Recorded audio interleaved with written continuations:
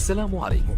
لا تنسوا الاعجاب بالفيديو والاشتراك في القناة تشجيعا لنا لنستمر بنشر المزيد إن شاء الله. السلام عليكم أعزائنا الكرام.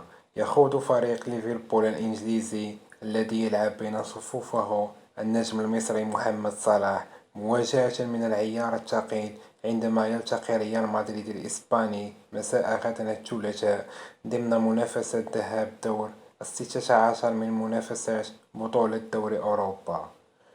وتحمل مباراة ليفربول ضد ريال مدريد طابعا ثريا للريدز، فالنادي الإنجليزي خسر في 3 من آخر 4 مباريات خاضها أمام الريال في دوري الأبطال، ومنها نهائي 2018 و 2022. تقام المباراة يوم غد مع الساعة 9 بتوقيت المغرب وتونس والجزائر، و10 مساء بتوقيت مصر. والقناة الناقلة للمباراة بيان سبور 1.